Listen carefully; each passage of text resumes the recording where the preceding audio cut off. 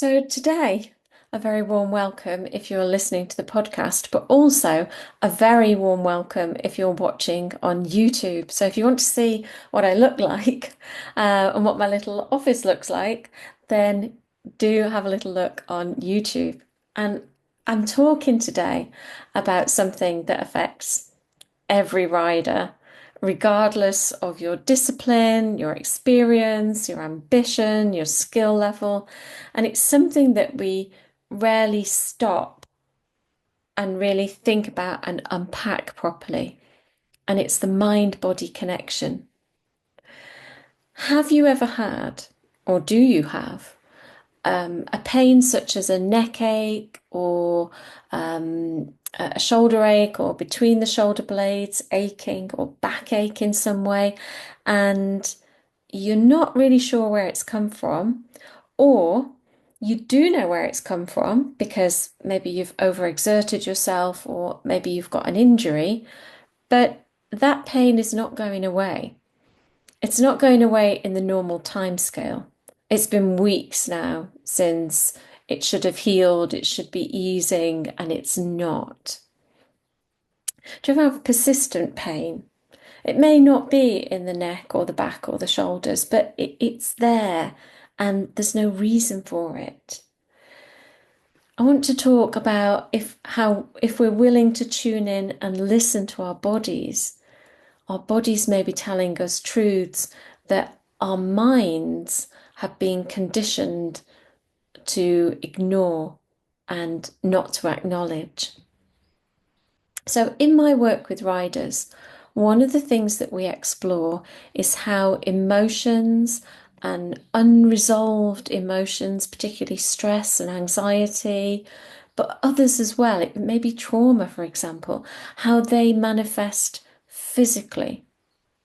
So, if you've ever had a stiff neck that came out of nowhere, or a persistent ache in your shoulders, or a back pain that seems disconnected from anything that you've done physically, it might not be the body that started this pain. It may not be the root cause of the problem. It might literally all be in your head because it might be in your mind. And by that, I don't mean it's not real. It's very real, but it's your mind that has caused it. So, in Master NLP Coach, Master Timeline Therapy, we often talk about emotional pain and tension, especially the kind that, as riders, because we're such stoic people, we tend to ignore. And this pain is often located in certain areas of the body, those that I've mentioned, the neck, the back, the shoulders, between the shoulder blades. And that's often where that emotional load becomes a physical tension or even an ache or even a pain. But it's not come out of physicality, it's come because of an emotion. So the emotion, stress, unhappiness, sadness, anger, could be fear, anxiety, hurt. Any of those negative emotions may have caused this pain in our body. And we can naturally start to loop round into a cycle of managing the symptoms. So you might reach for some, I don't know, arnica or some other kind of liniment or some deep heat, or you may go for a massage, you may go to a physio, you may go to an osteo. So, we all go through these things and they help. They do help. They help you to feel better. And that may last for a week or 2 weeks or 3 weeks or 4 weeks. But if it's an emotional pain and the emotions haven't been dealt with, then that pain will come back. So sometimes our bodies are expressing things that our minds are choosing to ignore a little bit. So your conscious mind, so your unconscious, where the emotion has come from, is kind of trying to tap you on the shoulder and say, hello, I've got this bunch of anxiety here. I'd like to get rid of it. Perhaps, you could do something with it. Conscious mind, the conscious mind says, talk to the hand because I'm not listening, and just pushes it away. So it's this tap, tap, tap. So the unconscious mind gets a little bit fractious and says, well, if you're not going to do something about it, I'm going to make you do something about it. I'm going to make it feel not just emotionally bad, but physically bad. And that's when we start to notice it. So once we have the ache or the pain, if we're not then willing to sit and do something about the emotions, investigate what they're really about, and release them, it's unlikely that rounds of physio, osteo, painkillers, massage, you name it, it's unlikely that they will give us the lasting change that we really want. They will alleviate the symptoms, and that in that way they can be very useful, but you'll find that the backache, the neck ache, and so on comes back. So in my work with the nervous system, we're not necessarily talking about avoiding these negative emotions like stress, like anxiety, but we're talking about having them at the appropriate time. So having the appropriate response is absolutely fine. Sometimes there are things that we should be anxious about in life. If you're walking along a cliff, it's good to have anxiety so that you start to walk inland a little bit more. These emotions are messages from our mind that something's not quite right here. So I'm not talking about down regulating everything, because sometimes we need to feel these things, but it means that we have the appropriate emotion, and then we then get rid of the emotion, the overblown, the inappropriate, the unwarranted levels of emotion. And that's how we stop this emotion lodging itself in our physical bodies. So, for instance, if we were riding a really unpredictable hot horse and we wanted to think about what state is best to be in, it's probably best, as we all know, to be very grounded, but alert. We don't want to shut our emotions down as such. We don't want to be so relaxed that it's like sitting on the sofa.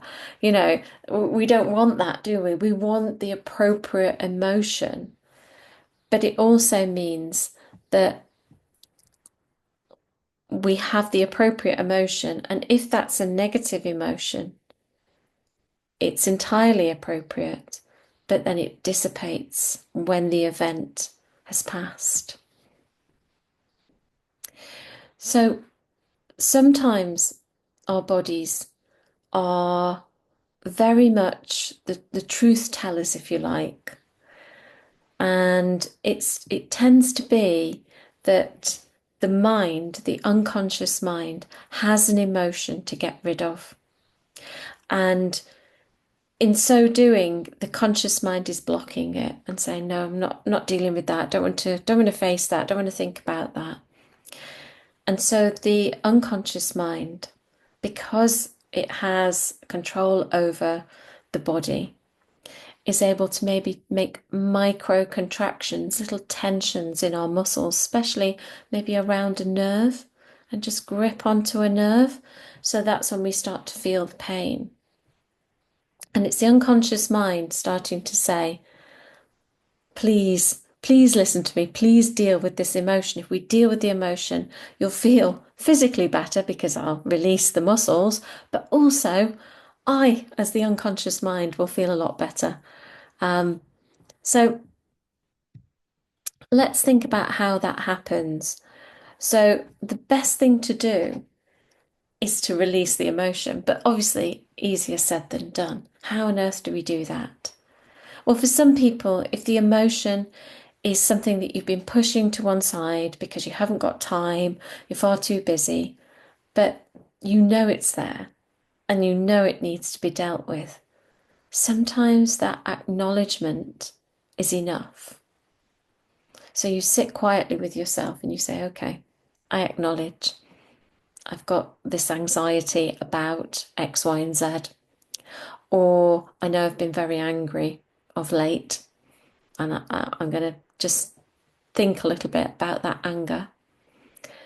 And you sit with yourself, and if you like to journal, you could journal, but really it's the acknowledgement of the emotion that's key.